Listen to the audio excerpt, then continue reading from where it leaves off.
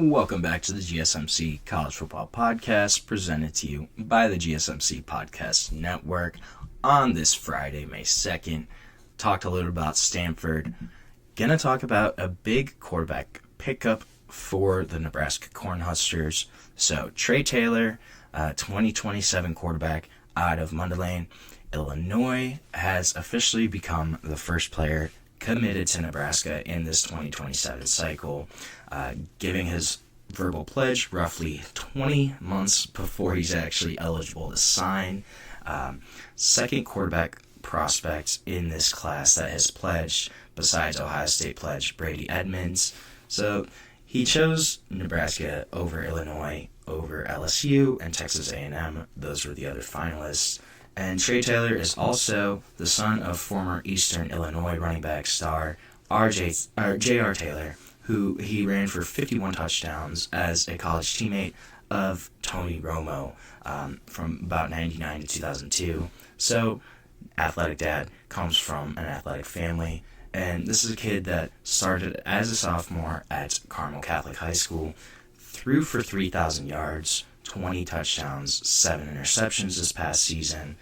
Commitment, he just spent a bunch of time with quarterback coach Glenn Thomas, as well as starting QB Dylan Raiola during his latest visit to Nebraska. So despite his early pledge, I thought this was really interesting. Trae Taylor has already had a lengthy recruitment. Even as a sophomore, he's estimated that he's visited as many as 70 college campuses since attending college camps as a sixth grader. First of all, attending college camps as a sixth grader is insane, right? I mean, you're like 11 years old, 12, somewhere around there. But still, you're like 11 years old, 12 years old, and you're attending college camps already. That's pretty insane. He got his first Division I offer in 7th grade from Maryland. This is a kid that he's a smooth thrower, got a really nice throwing motion. I would hope so if you've been attending college camps since you were in 6th grade. Also has really solid footwork. Accuracy is pretty on point. And this is going to be some of the big strengths of Trae Taylor's game. This is why he was a top quarterback prospect in this class. And so, obviously, he's nearly 2 years out from being able to sign. But he said he doesn't intend to visit other campuses besides Nebraska. He said he will continue contact with other programs.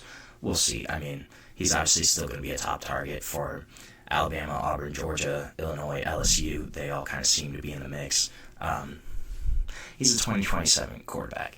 You know, these guys have plenty of time to change, to flip. We're going to see if he actually does stick with Nebraska. A guy that is really cerebral, has the footwork and the motions to kind of work through anything, displays the ability to distribute at a really high level, especially when the pocket heats up, calm under pressure. But he's at his best when he's playing in a structured environment, when he gets a clean pocket, and he has a sturdy base to kind of attack that intermediate, deeper part of the field. Also is a dynamic mover. I wouldn't say he's a super strong scrambler, but a dynamic enough mover that he's able to extend plays when there's pressure in his face. Did post a losing record as a starter, which I think is a little bit of a concern, but his game tape kind of paints a different picture. He hits his marks with authority. He's able to kind of layer the ball throughout the different levels, able to throw it every step of the way. Also grew an inch between freshman and sophomore year, so we'll see if he can still kind of fill out his frame, pushing about 6'3" right now. But this is a guy that he's going to have to keep fine-tuning those mechanics, but already has a really strong base of mechanics. A guy that can definitely be a high-caliber distributor for a Power 4 program, and a guy that, if he does stay there, can replace Dylan Raiola right away. Dylan Raiola's got another 2 seasons. He could come in after that. I'm really curious to see how Nebraska's going to do this upcoming season. So they do have first-year offensive coordinator Dana Holgorsen, obviously former head coach at Houston, at West Virginia, a guy that attracts an audience just with his wit, overall personality, Also brought in a new special teams coordinator in Mike Eckler, who he's a bundle of energy. He's always kind of ready. He had been around Nebraska for a long time, came back as the special teams coordinator now. And then you also have head coach Matt Rhule, who he's kind of been known across the game for his ambassadorship, willingness to embrace fun within the college environment. Had a big coaching shuffle this year. 6 new coaches, 8 are in new roles. John Butler's probably the most overlooked as the defensive coordinator, but this is the guy that he could be the perfect dude to kind of give Nebraska some of that swag, some of that charisma back. He was promoted to replace Tony White. Tony White left for Florida State to become the defensive coordinator there after 2 seasons. And this is kind of intriguing. Butler only has 1 year as a DC at a major college or NFL level, but he could potentially be the key to driving some momentum there. Also, I thought this was really interesting on the flip side. So Matt Rhule had said that they weren't going to do a spring game. Well, then he comes in at basically the 11th hour, says, oh, we're going to have a spring showcase kind of thing, right? If you look at his first 2 spring games there, they attracted over 60,000 fans, right, at Nebraska. This year, they had 7 or 8,000. Some said it was up to 10, but still, you go from 60,000 each season to 7 or 8,000. Nebraska fans are known for their dedication. They pack Memorial Stadium every home game, travel to away games, bowl games. They've even set the spring game attendance record. In 2018, there were 86,000 fans that attended their spring game. This is a state of a fan base that loves and lives, breathes football. It's just true. It's always how it has been, right? 86,000 fans at a spring game kind of tells you that, right? But this flip to actually do have a skill down scrimmage, it really didn't move the needle at all. There obviously was nobody there. It kind of even showed that the Nebraska Cornhusker volleyball scrimmage between Nebraska and Kansas, that may have outdrawn the actual football spring game, and which is insane when you look at this is a school that set the spring game attendance record in 2018, 87,000 fans at a spring game, and this year you have 7,000 to 8,000 fans. That's it. That's it's crazy to me, especially when you look at this Nebraska fan. What actually they did on Saturday too. They didn't really have a scrimmage. Here's what Nebraska fans drove to Memorial Stadium for. They had a flag football game. They had $50 tours of the Sports Complex Center, a garage sale of Husker memorabilia, a tractor pull, a roping contest with a fake horse and a fake steer, and a skills competition. That was the extent of the Nebraska spring game. If I was a Nebraska fan, I would be like, are you kidding me? I came here to watch these guys play tug of war, especially when they weren't even going to have a spring game in the first place. So at that point, just don't have a spring game, right? Just don't even do one.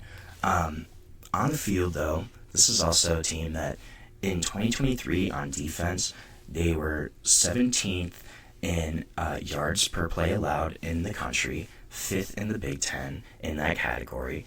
And then last season, 2024, they slipped to 52nd nationally, 10th in the Big Ten in yards per play allowed. So you have to come back. You have to revamp on that defense. Again, Nebraska, this is a historically proud program. I mean, 3 national titles from 1994 to 1997. Tom Osborne's teams were incredible. Basically that entire time he was the head coach. 43 conference championships throughout their history. And literally, they've sold out their stadium, which I think this is more to the fan base's credit. They have sold out their stadium for 403 consecutive home games, dating back to November 3rd of 1962. That's before JFK was assassinated. That Nebraska fans have been selling out that stadium longer than literally JFK was assassinated after that time. It's unbelievable. They had a team that they started off really strong last year. Started off 5-1, then had a 4-game losing streak. So they ended up at 7-6 overall. I wonder, can they actually make a jump this year? I'm really curious to see how Dylan Raiola is going to perform in year 2. This kid that threw for 2,800 yards, only had 13 touchdowns though, had 11 interceptions, did complete about 67% of his passes, but that interception total, the low touchdown number, he really kind of fell off at the end of the year. Will he be more comfortable, more ready in year 2? I think if he does take a big step, we'll see if Nebraska does as well. They're kind of in that middle tier of Big Ten teams right now. I think they're kind of in the same spot as a few other programs there, but their season could go one of two ways. I am curious to see, will Dylan Raiola perform well, elevate this team to potentially 8-9 win season? Because if they do, they have some forward momentum, positive momentum, going into the upcoming seasons, able to kind of refocus on what makes Nebraska special, this fan base, their love of football, just the all-in going in on Nebraska football.